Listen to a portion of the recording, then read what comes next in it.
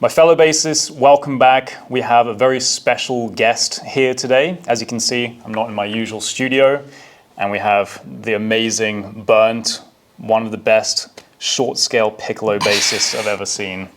Slap.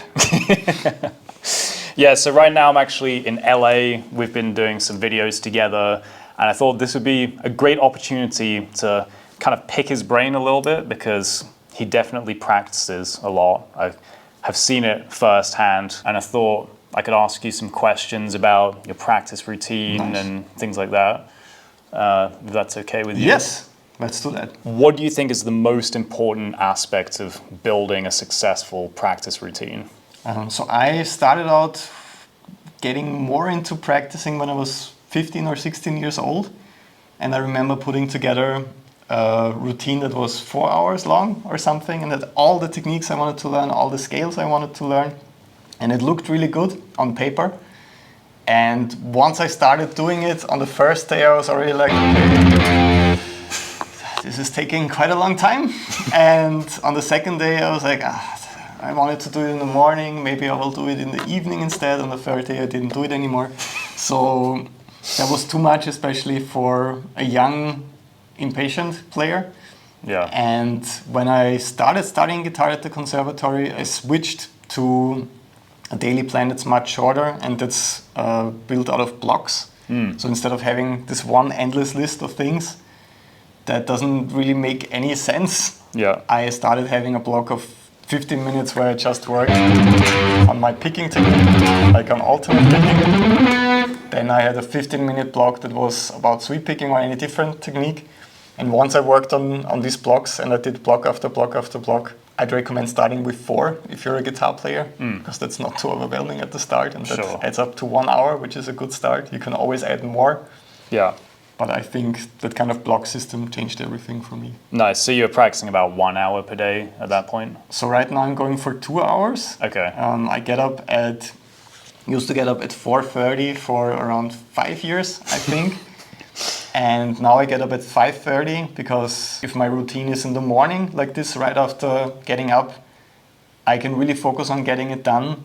And I couldn't imagine having it in the middle of the day, like always at a random time, because you might have to go somewhere or do something. Yeah. And I usually do 2 hours and try to do 1 hour really just focusing on technique and just grinding the picking technique, for example. And 1 hour of doing more practical things, like I had to practice the live set that we're doing quite a lot in order to play it to the best of my abilities. Yeah, that actually makes me wonder. So if you've got a tour coming up in, a couple of months or whatever, does your practice routine change versus if you're just like kind of in a drier spell where you're just practicing for the sake of improving? Yes, it changes completely because whenever I don't have any big appointments, like right now I had a 2-month phase where I was only practicing for myself. I could focus a little bit on developing things that are interesting to me at the moment. I work on this kind of modular picking thing a lot that I can't shut up about, which is essentially a strumming technique that you can do in a very rhythmic kind of way, where it's almost like sweep picking, but you're letting the notes overlap. And when I have spare time, I can really focus on stuff like this. I want to flesh out more.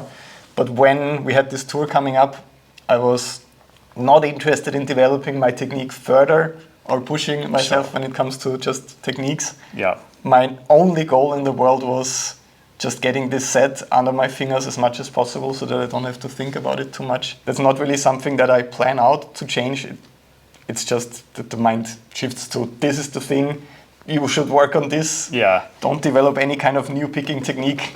Yeah, I think that's a good shift to make. I think if you've got a big live tour coming up or something, you don't want to then start working on some like really complicated new technique. You kind of have to focus on the most important thing coming up right now, which is the tour. So just practice that as much as possible. Once that's over, you can start focusing on like whatever crazy new technique it is that you want to learn. Yeah. Do you ever get nervous when you're performing live? And if so, what do you do to kind of counteract that? So I still definitely get nervous because I care, and I hope I will always be a bit nervous. Yeah. Because I feel like if you're completely dead inside and you go on stage and just do your thing, you shouldn't do that anymore. But what helps me is something we did together on tour, trying to isolate the parts that are really hard in the set and practicing those over and over again before you go on stage. I usually do at least an hour of warm-up, sometimes more, and not just doing exercises, really doing things that you will have to need to do in the show. Yeah. Because when you step on stage with the feeling of, I did absolutely everything I could to prepare myself for this, it feels much better than going on stage like, I didn't practice that first song that we're about to play for quite a while. And then you hear the intro and you're like, wait, how is the thing? And then you're already on stage. Yeah.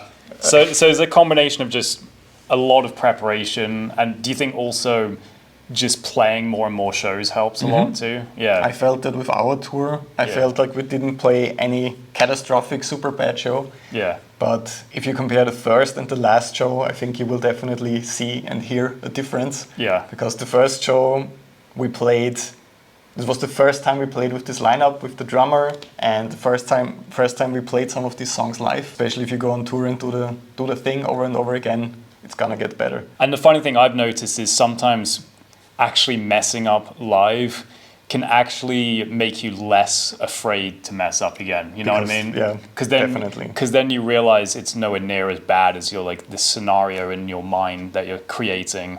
It's like, oh, it's just a little mistake. Most people didn't even notice it, or maybe they did, and it just confirmed the fact that you're actually playing live. So, well, there you go. There's a mistake. Damn.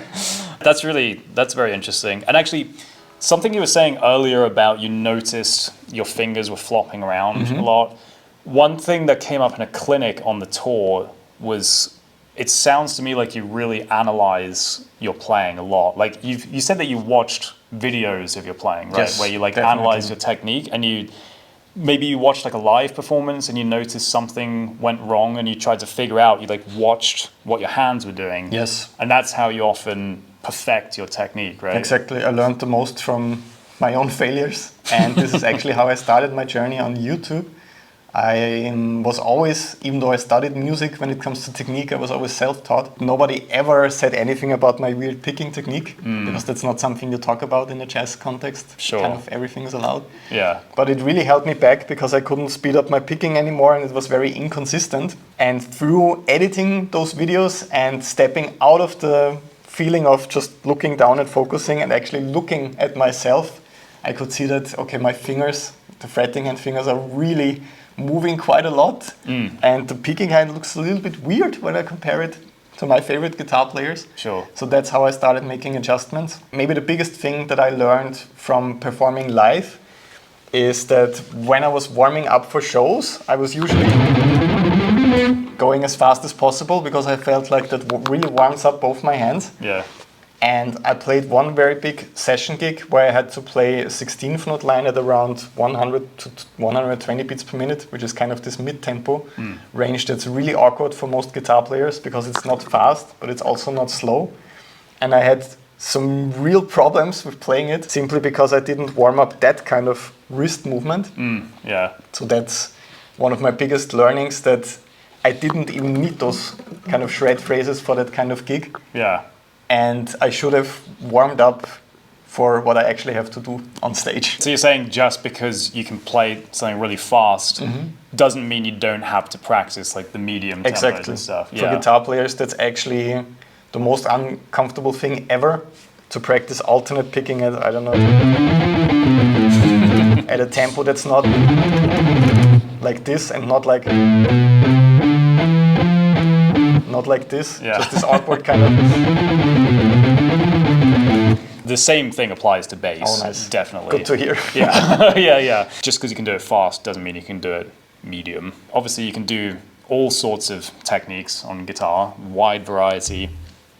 Are there any that you think apply well to bass? Oh, that's a good question. I mean, besides just, like using a pick, like obviously you can use a pick on bass, but like sweep picking or something, like is that something you can do on bass? Yeah, I think, the main controversy at the start is using a pick. I don't know if that's even allowed as a bass player. That makes you a beginner immediately, I guess.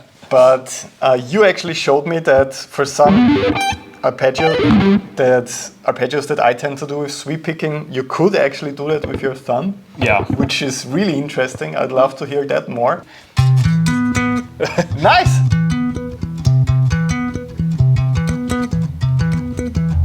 Yeah, it's tough. It would be cool to hear. It's not necessarily a thing that you will need a lot, but it's just something that you can sometimes throw in, especially live, to do like a quick little arpeggio like this. Yeah. And that would be cool to hear on bass. Yeah. And the one thing I'd also like to hear more, not from you because you do it all the time, but some people think bass is always about just playing one note at a time, yeah, with no kind of harmony at all. Yeah. Because you can't really play a chord like this. Yeah. It won't sound that good in the lower register. Yeah. It actually does sound pretty cool. Well, it's a little muddy. Yeah. It's a bit unclear, yeah. But what you do masterfully through tapping is you create a sense of harmony when you play by yourself. And I feel like that would be really cool to hear in bands, because that's not just something for solo bass. So like more tapping within a band context. I think so. Yeah. It doesn't have to be tapping, but I feel like tapping is the best way of getting cool harmonic. Yeah. Or polyphonic. Yeah. If that's the right term right here. Yeah. Things going. Yeah, tapping's good, and then harmonics can be nice too. Oh. You know, because it's much higher up in the register, so nice. It sounds clearer. But that's nice to hear a guitarist say that, because I think often people assume that the only people who want bassists to do anything beyond just root notes are bassists themselves. No, you know, that's not true. But you know, sometimes other people in the band or the producer, they actually want the bassist to do something beyond just playing the root notes. Absolutely. I mean, especially in a rock and metal context, you have so many guitar players just playing intervals, which is fine with distortion. Yeah. It always sounds cool to have power chords or any kind of thirds going. But if someone like you that knows about harmony and what key you're in comes along and is like adding the ninth on top of something like this, it could really just transform the entire song and make it sound much, much better. Yeah. And it's not about, oh, look what I can do. It's about, wow, the song actually sounds much better now. Sure, yeah. Got time for one more question. Nice. So there's a lot of people who watch my videos and they might be like a beginner bassist, but they have dreams of becoming professional or maybe just mastering their instrument to a high level. What do you think is the one biggest piece of advice you would have for them? I think, not trying to sound too positive or forced positivity or anything, I really do think that there hasn't been a better time in becoming a musician or being a musician than now. Where I started from, I grew up in Austria, which I hope everybody's familiar with that country. In, I don't know, 50s, 60s, 70s or something like that, it would have never been possible for me to have any sort of career. I think just being in Austria. Sure. You would have to really move. I mean, yeah, now I moved to LA. I did the classic thing as well. But you're already kind of successful before Yeah. you came. I mean, you only moved here 2 months ago. Yes. So, yeah. Nowadays, you kind of only need your phone in order to build a career. You don't even need any of the fancy lights we have in here, or any like fancy camera that we're recording with. It's actually not that fancy even. So if you think about going pro as a bass player, I think you are the shining example of how to do that. Sure. Because not only because how you play, that's the obvious thing, that's why people are watching this channel, but also by how consistent you are with ideas and just posting videos for a very, very long time. It's not that you went viral with your first video. Yeah. Also wasn't the case for me, definitely not.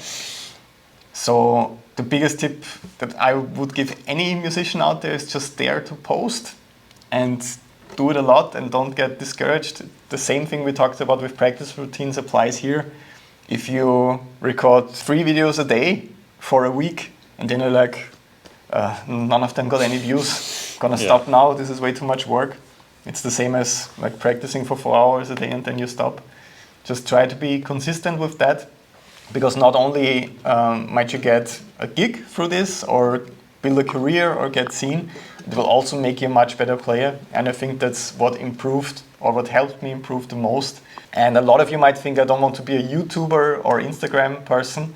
I also don't see myself or ourselves as that. It's just one of the things you do that allows you to go on tour later on or to get the quote-unquote big call. Like when Tool called me to come on stage with them, or you got to collaborate with Mike Shinoda. A lot of possibilities develop from that online thing, and it's very hard to get them without doing this at all, being like, I just want to be a traditional musician. Yeah. That's fine, but I feel like it's going to be a bit harder. Definitely. Very last question. Who is your favorite bass player? Oh, I mean, obviously it's you. But no, other than me. But growing up, and this is maybe a bit of a controversial pick, we talked about that already. I always loved Jason Newsted a lot because I'm a huge Metallica fan. And obviously, he's not the most proficient player in the lineup of bassists of Metallica.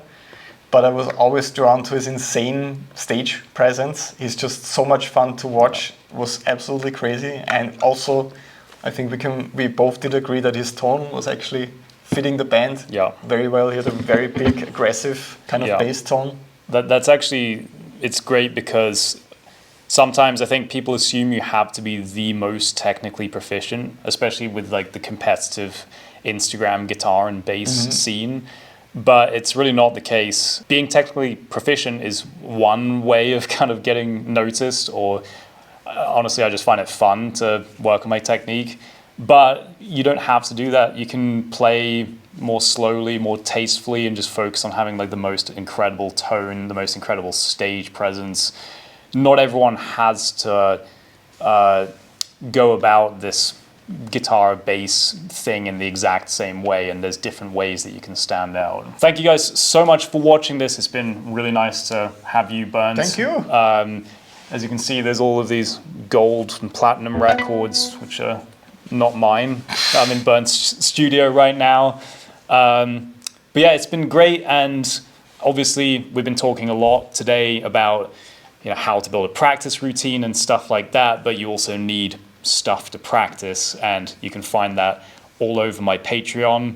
And if anyone watching here is a guitarist or interested in learning guitar, you might have seen that I also recommended Burnt's Patreon. So nice of you. He's actually, I think you're like the biggest music teacher on Patreon or something. Maybe I used to be I had the #1 music page in the world on Patreon at one point. But probably the biggest guitar page, at least, right? Maybe. I don't know if it's still true. It's got like 10,000 members or something, so it's pretty big. And there's a reason. It's really high quality lessons, really great stuff. So any guitarist, go and check out his Patreon.